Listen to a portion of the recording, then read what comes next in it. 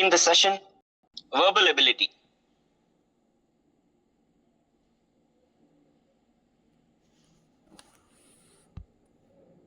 அதுல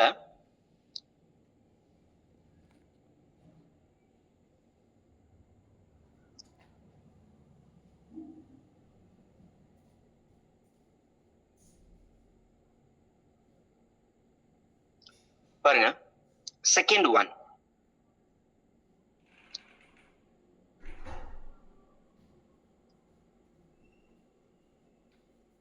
question number 10க்கு அப்புறம் இருக்கக்கூடிய பேசேஜ் கையில எடுத்துக்கங்க.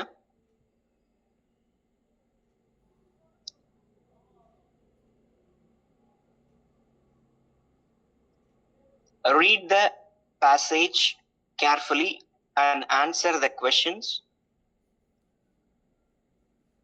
given. பாருங்க, will a day come when India's poor can access government services as easily as drawing cash from an ATM? இந்தியாவுல ஒரு அடித்தட்டு மக்கள் அவங்க கவர்மெண்டினுடைய சேவைகளை ஏடிஎம்ல பணம் எடுக்கிற மாதிரி ஈஸியா பெற முடியுமா அப்படின்னு ஒரு கேள்வி. No country in the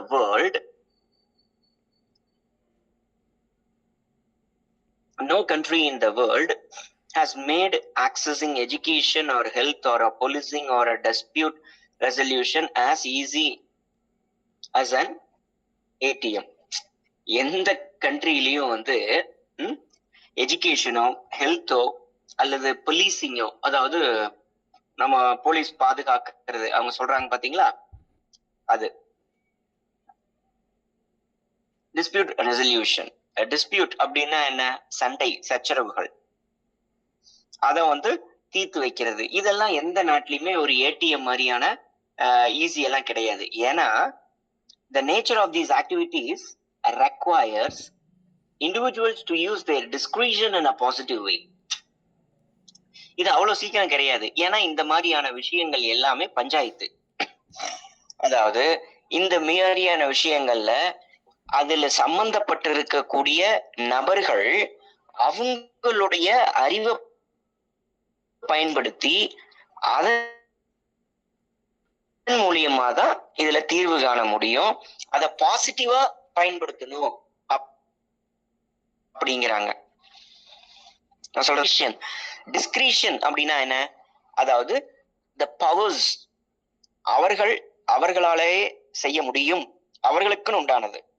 அதை பாசிட்டிவ் வேல பயன்படுத்தினாதான் இதுக்கு தீர்வு காண முடியும். Technology can certainly facilitate this in a variety of ways if it is seen as one part of an overall approach, but the evidence so far in education, for instance, is that just adding computers alone does not make education any better. Technology இதுக்கு என்ன பண்ணும்?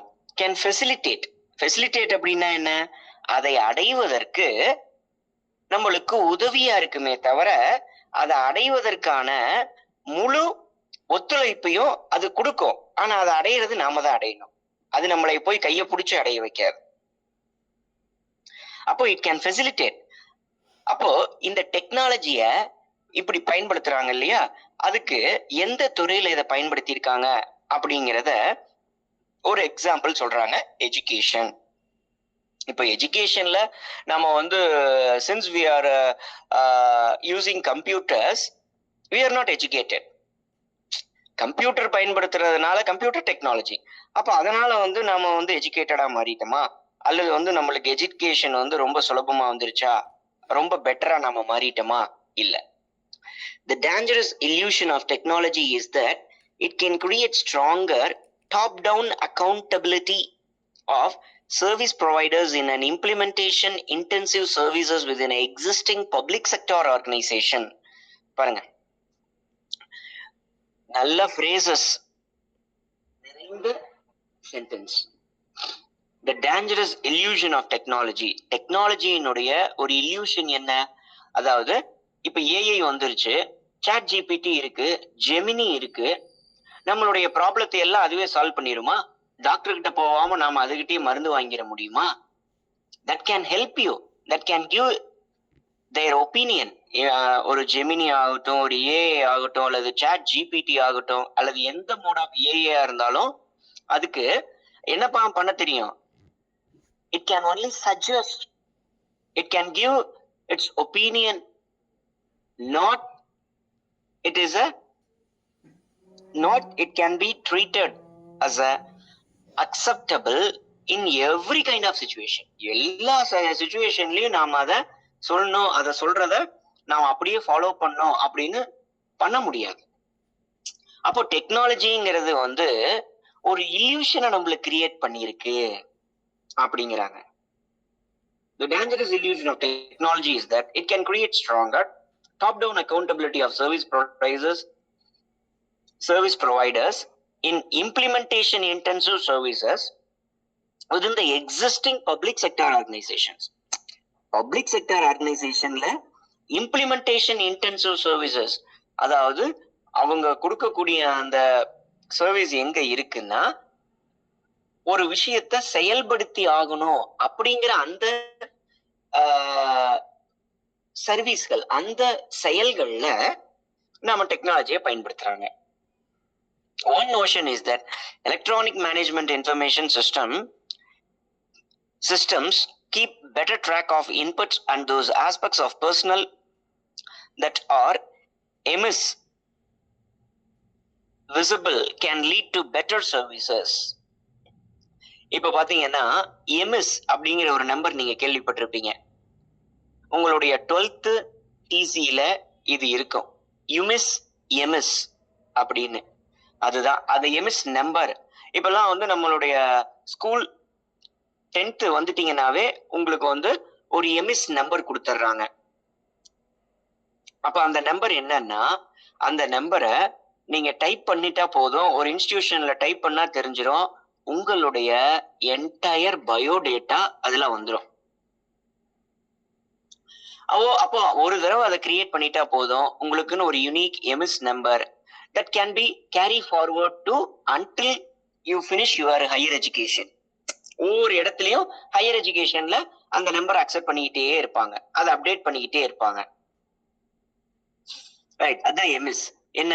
Electronic management information system.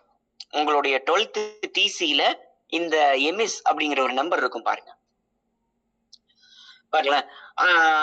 Keep better track of inputs and those aspects of personnel that are MS visible can lead to better services.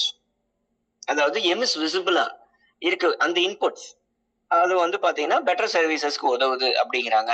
A recent study examined attempts to increase attendance of auxiliary nurse midwives. அதாவது ANM அப்படின்னு ஒரு course இருக்கு.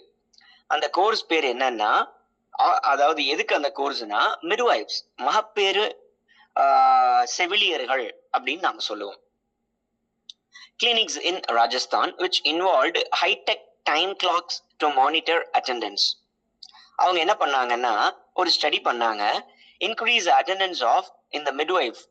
இவங்களுடைய attendance actually auxiliary nurse midwife அப்படிங்கிறது என்ன, நர்சிங்க்கு கீழே இருக்கக்கூடிய ஒரு படிப்பு.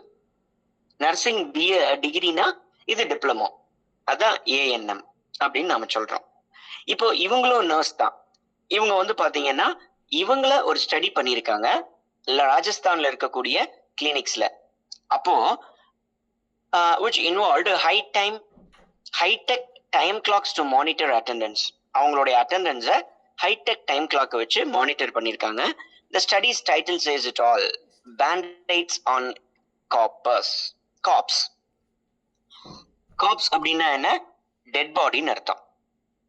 Band-Aids on a corpse. இந்த வார்த்தையெல்லாம் ஞாபகம் வச்சுக்கிட்டீங்க. E-governance can be just as bad as any other governance when the real issue is people and their motivation. See, e-governance அப்படிங்கிறது என்ன ஆக்சுவலா? அது எல்லா துறையிலையும் வந்துருச்சுன்னா அங்க எல்லாமே சால்வ் ஆயிரும், எல்லாம் சிறப்பா நடந்துரும் அப்படிங்கிற ஒரு இல்யூஷன் சொன்ன பாத்தீங்களா? அந்த இல்யூஷன் ஆஃப் இ கவர்னன்ஸ் டெக்னாலஜியினுடைய இல்யூஷன் தான் இதை நம்மளுக்கு கொடுக்குது. அப்போ அந்த பாருங்களேன், அந்த ஸ்டடியில என்ன பண்ணியிருக்காங்கன்னா, அதனுடைய முடிவு என்ன? அது எப்படி அந்த கிளினிக்ஸ்ல பண்ணியிருக்காங்க. பேண்டைட்ஸ் ஆன் காப்ஸ். அதுதான் அதனுடைய தலைப்பு. அப்ப என்னன்னு நீங்க புரிஞ்சுக்குங்க. அப்போ இந்த கவர்னன்ஸ் அப்படிங்கிறது ஒரு கண் துடைப்பு வேலை. சி என்விரான்மெண்ட்டும் மோட்டிவேஷனும் தான் நம்மளுக்கு முக்கியம். செய்யற ஆட்கள் அவங்க how they are motivated, how their attitude are அப்படிங்கறத பார்க்கணும். For services to improve, the people providing the services have to want to do a better job with the skills they have. அதாவது for services to improve, the people providing the services இந்த services provide பண்றாங்க இல்லையா, அவங்க என்ன பண்ணா have to want to do a better job with the skills they have. அப்போ இந்த வேலைகளை செய்யக்கூடிய அதாவது வேலையாட்கள் அவங்களுக்கு இருக்கக்கூடிய ஸ்கில்ஸை வச்சு அவங்க என்ன பண்ணணும்னா நல்ல சிறப்பா வேலை செய்யணும்.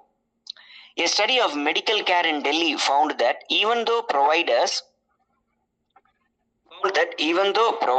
in the public sector had much better skill than private sector providers, their provision of care in actual practice was much worse. Public sector compare பண்ணும்போது, அதாவது பிரைவேட் செக்டார் கம்பேர் பண்ணும்போது பப்ளிக் செக்டார்ல மச் பெட்டர் ஸ்கில்ஸ் இருக்கு.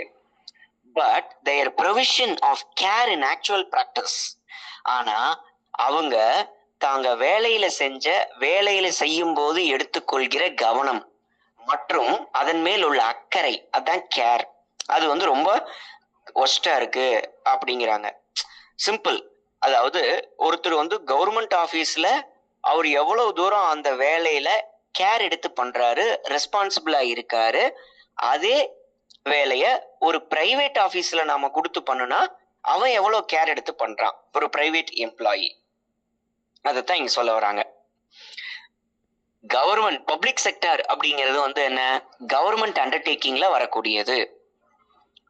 In implementation intensive services, the key to success is face-to-face interactions between a teacher, a nurse, a policeman, an extension agent and a citizen. இந்த implementation intensive services, அதாவது ஒரு வேலைய நடைமுறைப்படுத்துவதில் இருக்கக்கூடிய அந்த services, அதுல எப்பயுமே நம்மளுக்கு ஃபேஸ் டு ஃபேஸ் இன்ட்ராக்ஷன்ஸ் தேவையா, அதுதான் சக்சஸ கொடுக்குமாமா. இன் த ஃபீல்ட்ஸ் ஆஃப் என்ன பிட்வீன் எந்தெந்த இதுல education, teacher, nurse, medical, policeman, இவங்க பாத்தீங்கன்னா போலீஸ், அடுத்தது an extension agent and a citizen, எல்லாத்துக்குமே ஃபேஸ் டு ஃபேஸ் இது தேவை. This relationship is about power. இந்த ரிலேஷன்ஷிப் இஸ் அபவுட் பவர். பாருங்க, அமர்த்தியா சென், இந்த இடத்துல நீங்க நோட் பண்ணிக்கணும், அமர்த்தியா சென் பாத்தீங்கன்னா எக்கனாமிக்ஸ்ல நோபல் பிரைஸ் வாங்கினவரு. இது நீங்க ஞாபகம் வச்சுக்கணும். Amartya Sen's report on education in West Bengal had a supremely telling anecdote. Anecdote-னா ஒரு சின்ன கதை மாதிரி சொல்லுது. In which the villagers forced the teacher to attend the school, but then when the parents went off to work, the teacher did not teach but forced the children to massage his feet. As long as the system empowers providers over citizen, technology is irrelevant. அவருடைய ஒரு ஆர்டிக்கல்ல அல்லது எங்கேயோ ஒரு இடத்துல ஒரு புக்ல ஒரு சொல்லியிருக்கிறாரு, ஒரு report on education in west Bengal பத்தி சொல்லியிருக்காரு. என்னன்னா, மாணவர்கள் இருக்கும் பொழுது, அதாவது பேரண்ட்ஸ் மாணவர்கள் இவங்க 2 பேர் இருக்கிறாங்க. அப்போ அந்த வில்லேஜஸ்ல என்ன பண்றாங்கன்னா, டீச்சரை என்ன பண்ண சொல்றாங்க, ஸ்கூலுக்கு போ அப்படின்னு சொல்லி பாடம் நடத்த சொல்றாங்க. ஆனா டீச்சர் போனதுக்கு அப்புறம், சரி பேரண்ட்ஸ் போனதுக்கு அப்புறமேலு அந்த டீச்சர் என்ன பண்றாராமா, பசங்களை எல்லாம் கூப்பிட்டு தான் கை கால்களை அமுக்கி விட்டு தனக்கு வேலை செய்ய சொல்றாராமா. அப்போ as long as the system empowers the providers over citizen, அதாவது யார்கிட்ட இருந்து அந்த சர்வீஸ நாம பெறுகிறோமோ அவங்கள இந்த டெக்னாலஜி, இந்த சிஸ்டம் அவங்களுக்கு பவர் கொடுத்து வச்சிருக்கும் பொழுது இந்த டெக்னாலஜினால நாம ஒரு பெரிய அச்சீவ்மெண்ட்டை பண்ண முடியாது. அந்த சர்வீஸ பெறுகிறவர்களுக்கு பவர் வேணும். இந்த இடத்துல ஸ்கூல் குழந்தைகளுக்கு கொஞ்சம் பவர் தேவை, நம்ம சிட்டிசனுக்கு கொஞ்சம் பவர் தேவை, இப்படி சர்வீஸ் பெறுகிறவளுக்கும் கொஞ்சம் பவர் தேவை. அப்படின்னா தான் என்ன பண்ண முடியும், நம்மனால டெக்னாலஜிய தெளிவா பயன்படுத்த முடியும். ஃபார் எக்ஸாம்பிள், நீங்க வந்து அதாவது நீங்க வந்து ஃபுட் ஆர்டர் பண்றோம், நம்ம ஜொமேட்டோ அதே மாதிரி வேற இந்த ஃபுட் செயின் டிஸ்ட்ரிபியூட் பண்ற இந்த இதுல நாம ஃபுட் ஆர்டர் பண்றோம். ஃபுட் ஆர்டர் பண்ண உடனேயும் அவங்க என்ன சொல்றாங்க, எங்களுக்கு ரிவ்யூ, அவங்க வந்து டெலிவரி பண்ணதுக்கு அப்புறம் ரிவ்யூ கேக்குறாங்க. தொடர்ந்து 4-5 ரிவ்யூ உங்களுக்கு நெகட்டிவா வந்துச்சுன்னா உங்களோட இன்சென்டிவ்ல கை வைப்பாங்க. அதே மாதிரி தொடர்ந்து வந்துகிட்டே இருந்துச்சுன்னா உங்களை வேலையை விட்டு தூக்கிடுவாங்க. அப்போ இந்த இடத்துல பாருங்க, சர்வீஸ் ப்ரொவைடர் யாரு, Zomato and it's delivery man. Service receiver யாரு, நார்மல் சிட்டிசன்ஸ். இப்ப இந்த இடத்துல சிட்டிசன் கையில தான் பவர் இருக்கு. அப்ப சிட்டிசன் தான் வந்து என்ன பண்றான், அவனுக்கு ரிவ்யூ கொடுக்குறான். நல்ல ரிவ்யூஸ் நிறைய வர வர அவனுக்கு இன்சென்டிவ்ஸ் அதிகமா இருக்கும், அவனுக்கு ப்ரமோஷன் கிடைக்கும், அவனுக்கு ஆர்டர்ஸ் நிறைய கிடைக்கும். அப்போ as long as the system empowers providers over citizens, technology is irrelevant. அப்ப இந்த இடத்துல நீங்க ரிசீவருக்கு நீங்க ஒரு பவர் கொடுக்கணும். அப்பனாதான் டெக்னாலஜி கொண்டு வந்ததுக்கான நோக்கமே நிறைவேறும். அது வரைக்கும் டெக்னாலஜி கொண்டு வந்தாலும் waste. The answer to successfully providing basic services is to create systems that provide both autonomy and accountability. அப்போ நம்மளுக்கு என்ன தேவை, நம்மளுடைய பேசிக் சர்வீசஸ நாம சிறப்பா கொடுக்கறதுக்கும் அவங்க அதுக்கு ரீச் பண்றதுக்கும் அந்த சர்வீசஸ் என்னன்னா, நாம ஒரு சிஸ்டத்தை உருவாக்கணும், அதுக்கு அட்டானமி வேணும், அக்கௌண்டபிலிட்டி வேணும். அப்படின்னா என்ன, அது சுயமாவும் செயல்படணும்,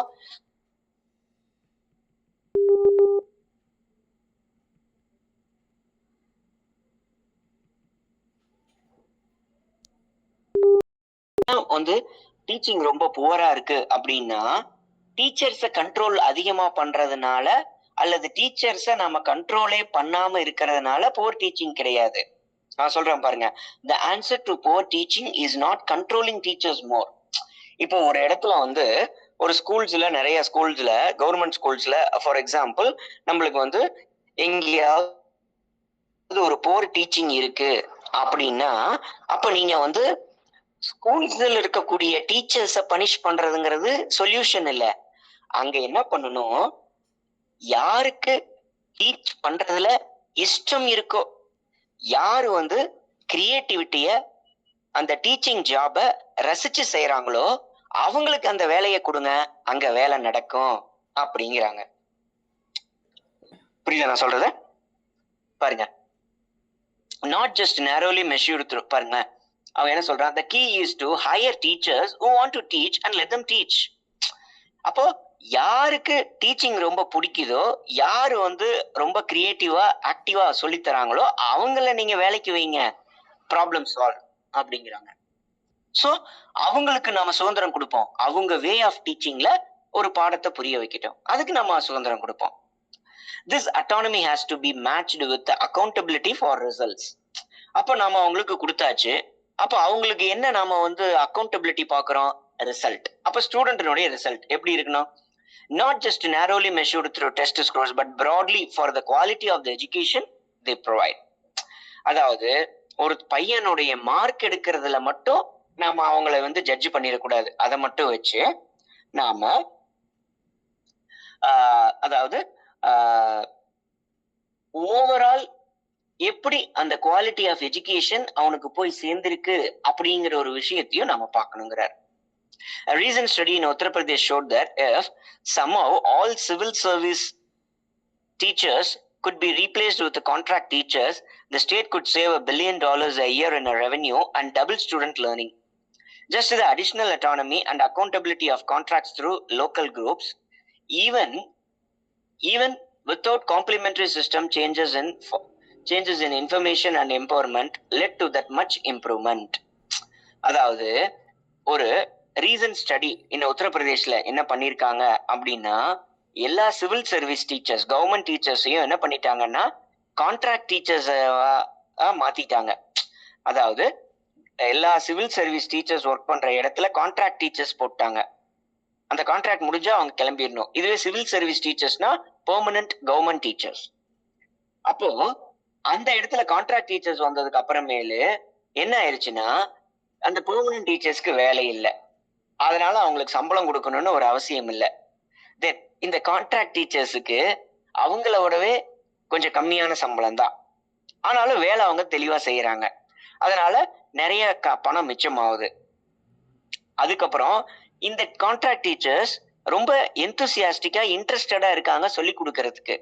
அப்போ பசங்களுடைய படிப்பு விஷயம் நம்மளுக்கு என்ன ஆகுது, சிறப்பா அவங்களுக்கு போய் சேருது. இதே வேலைய கவர்மெண்ட் டீச்சர்ஸ், சிவில் சர்வீஸ் டீச்சர்ஸை வச்சு நம்ம செய்யும் போது நடக்கல, ஆனா பணம் வேஸ்ட் ஆச்சு. ஆனா இப்ப பணமும் கம்மியா செலவாகுது, வேலையும் நடக்குது, பசங்களும் கத்துக்கிறாங்க.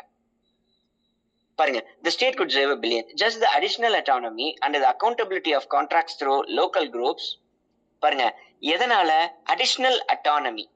சரியா, ஒரு ஒரு இன்ஸ்டிடியூஷனுக்கு ஒரு அடிஷனல் அட்டானமி கொடுத்துட்றாங்க. தென் அவங்க பார்த்து முடிவு எடுக்கலாம், அவங்க பார்த்து செய்யலாம். அவங்க எடுத்த முடிவை அக்கௌண்டபிலிட்டி பண்ணணும். நான் இந்த முடிவு எடுத்த, இதனால இவ்வளவு விளைவு வந்துச்சு, இதுல இவ்வளவு ஆக்ஷன் வந்துச்சுங்கிறத நாம கண்காணிக்கணும், அதை அக்கௌண்டபிலிட்டி பண்ணணும், அதை கணக்கில் எடுத்துட்டு வரணும். அதுதான் அங்க ரொம்ப முக்கியம்.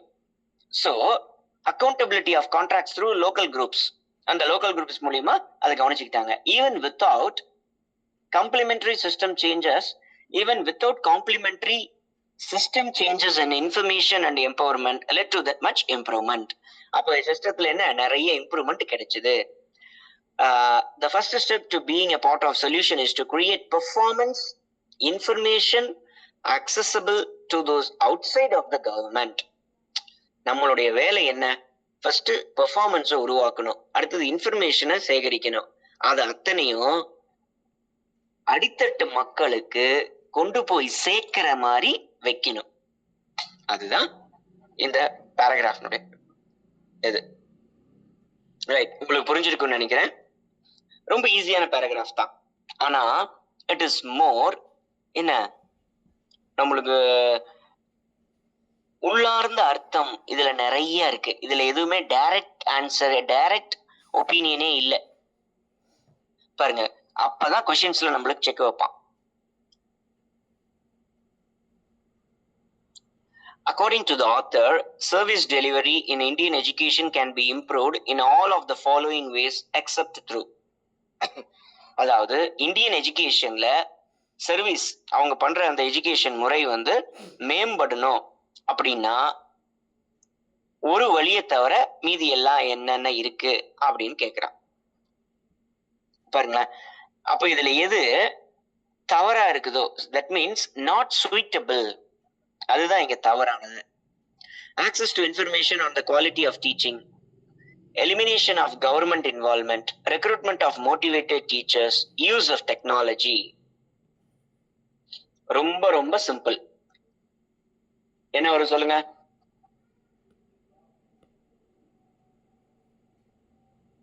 ரொம்ப சிம்பிள்.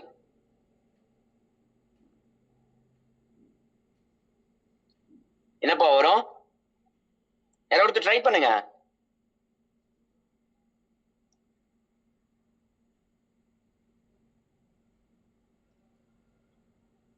யாராவது ட்ரை பண்ணுங்கப்பா. According to the author, service option B. Option B. Okay, நம்ம செக் பண்ணிடலாம். Access to information on the quality of teaching. Okay, அது தேவை, இன்ஃபர்மேஷன் வேணும். எலிமினேஷன் ஆஃப் கவர்மெண்ட் இன்வால்வ்மெண்ட், அது தேவையில்லை.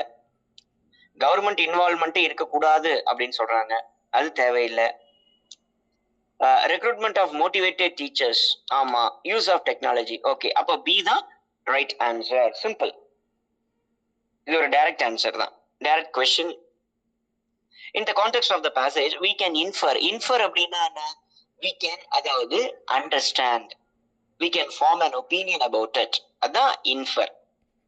That the title Band-Aids on Cops, பிணத்தின் மேல் பேண்டைடுகள், அதான் Band-Aids on a Corpse.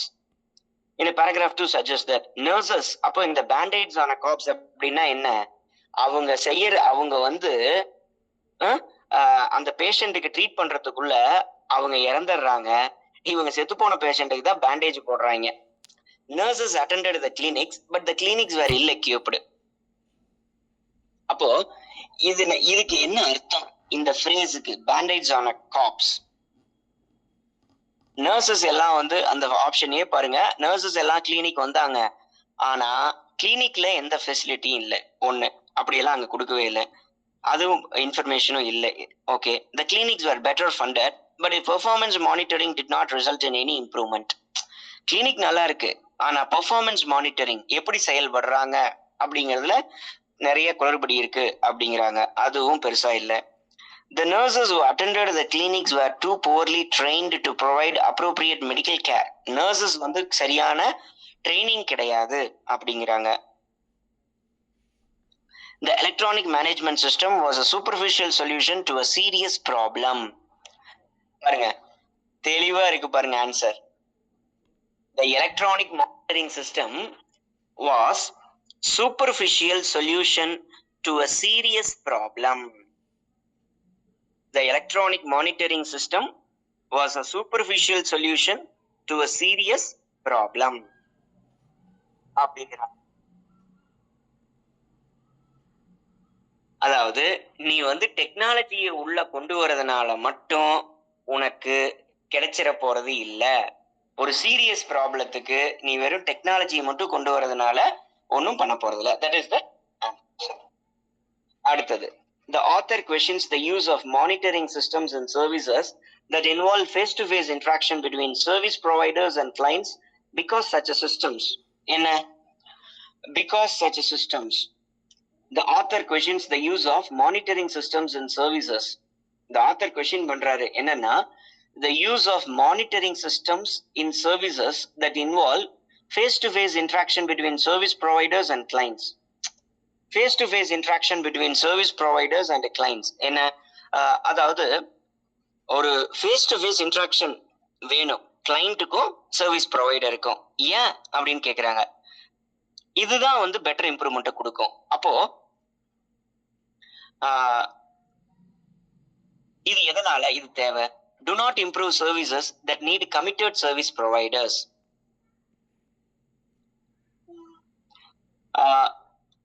Do not improve services that need committed service providers are ineffective because they are managed by the government. Improve the skills but do not increase the motivation of service providers. Are not as effective in the public sector as they are in the private sector. இது என்ன சொல்லுதுன்னா, do not improve services that need committed service providers. அதாவது சர்வீசஸ்லாம் improve பண்ணாது. என்ன? அந்த இடத்துக்கு ஒரு கமிட்மெண்டோட இருக்கக்கூடியவங்க தேவை. ineffective because they are managed by the government. Government நிர்வகிக்கிறதுனால அவங்களாம் ineffective இல்ல. Improve the skills but do not increase the motivation of service providers.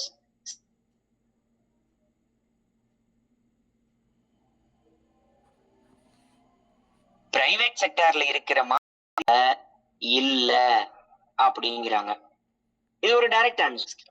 அதாவது இது வந்து ஒரு direct question which needs a direct answer. என்ன? சிம்பிள். சொல்லுங்க. பாருங்க, the author questions எதுக்கு? use of monitoring system in services. அதாவது சர்வீஸ் ப்ரொவைடர்ஸ், சர்வீஸ் ரிசீவர்ஸ், இவங்க ரெண்டு பேத்துக்குள்ள ஃபேஸ் டு ஃபேஸ் இன்ட்ராக்ஷன் இருக்கணும். அந்த மாதிரியான சர்வீசஸ்க்கு நாம இந்த மாதிரியான டெக்னாலஜி ஓரியன்டட் சிஸ்டம்ஸ் வைக்கிறோம் அப்படின்னா அது அந்த இடத்துல தேவையில்லை. ஏன்?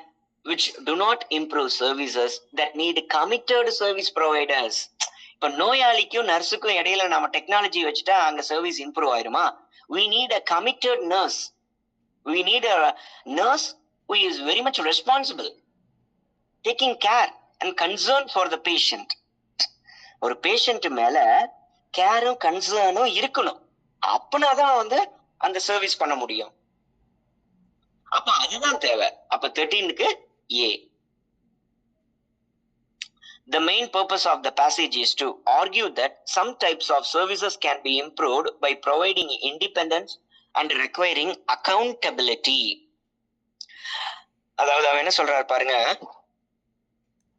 the main purpose of the passage is to argue that some types of services can be improved by providing independence and requiring accountability. ஒரு type of services can be improved பண்ணலாம், என்னன்னா by providing independence and requiring accountability. நம்ம வந்து இண்டிபெண்டன்ஸையும் அக்கௌண்டபிலிட்டியும் தேவைப்படும் போது அதாவது என்ன சொல்றாங்கன்னா சர்வீசஸ் நம்ம இம்ப்ரூவ் பண்ணிடலாம். என்னது, அவங்களுக்கு கொஞ்சம் சுதந்திரத்தையும் கொடுக்கணும், அதே சமயம் அது அக்கௌண்டபிலிட்டியாவும் இருக்கணும். அடுத்தது, இந்த main purpose of the passage என்ன அப்படின்னு சொல்றாங்க, the crux analyze the shortcomings of the government appointed nurses and their management through technology. Technology பயன்படுத்தி அவங்களுக்குள்ள இருக்கக்கூடிய குறைபாடுகளை கண்டுபிடிக்கணும் அப்படிங்கிறாங்க. இல்ல, critic the government's involvement in educational activities and other implementation intensive services. இல்ல, தேர்டும் இல்ல. B, என்ன, கவர்மெண்ட் வந்து critic the government's involvement in educational activities, அதாவது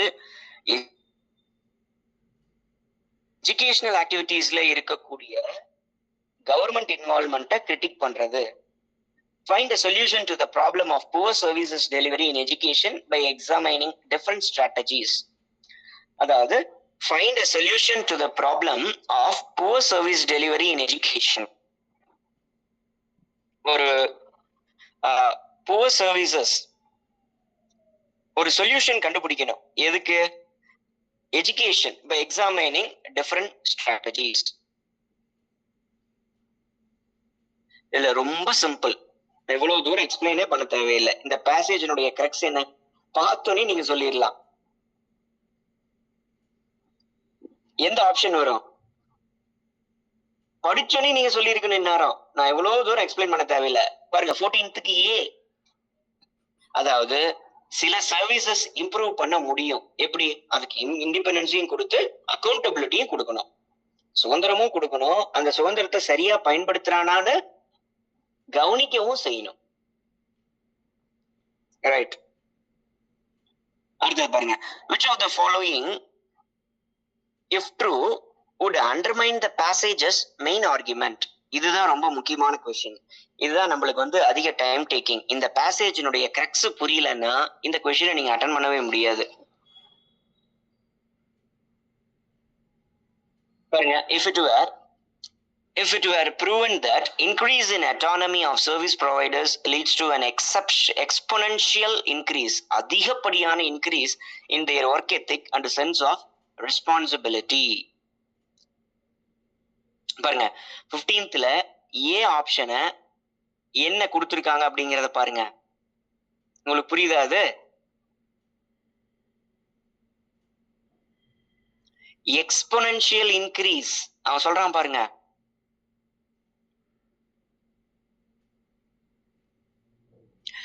If it were proven that increase in autonomy of service providers leads to exponential increase in their work ethic and a sense of responsibility.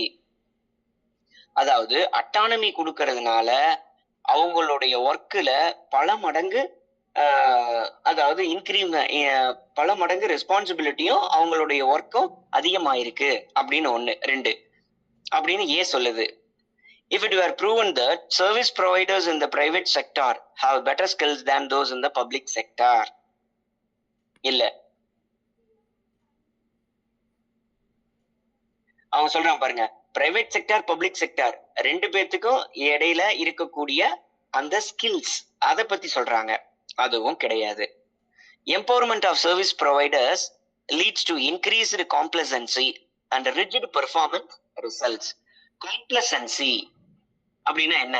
இந்த வார்த்தை யாராவது கேள்விப்பட்டிருக்கீங்களா? Complacency.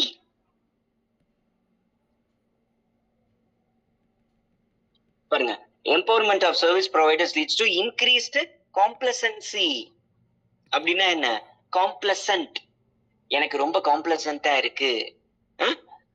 Satisfaction,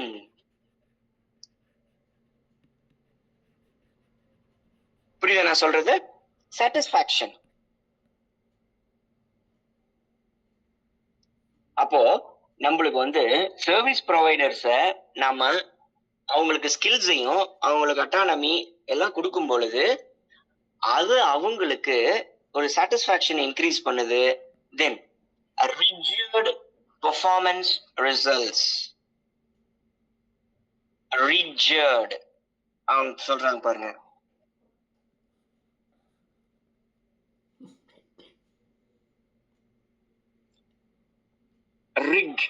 rigid அப்படின்னா என்ன உங்களுக்கு? இந்த வார்த்தை நீங்க கேள்விப்பட்டிருக்கீங்களா?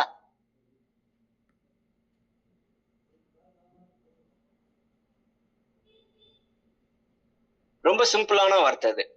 அதாவது பெர்ஃபார்மன்ஸ் ரிசல்ட்ஸ்ல அது என்ன பண்ணுமாமா?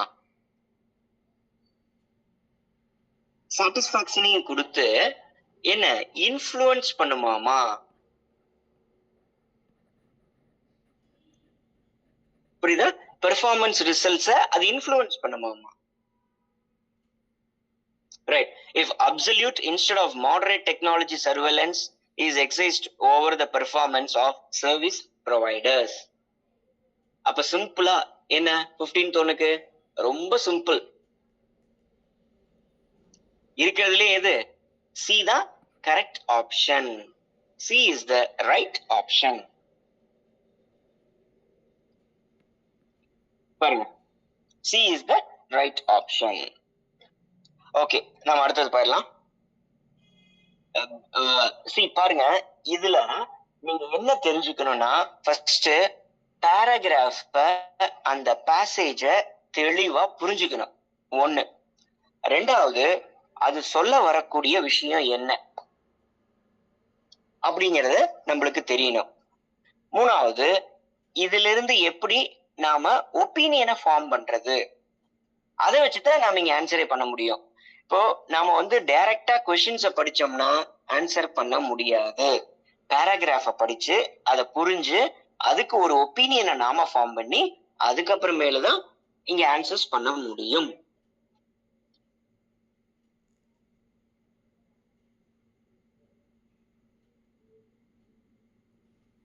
ரைட்.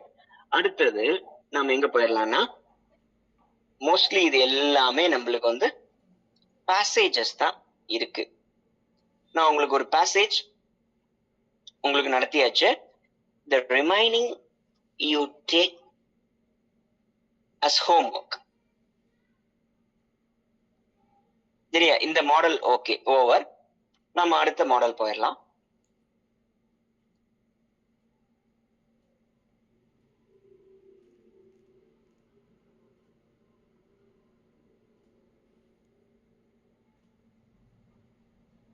வந்து நம்மளுக்கு 20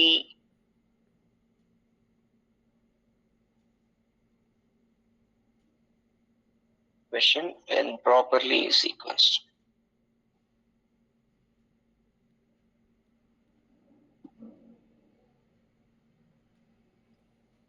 Okay, 20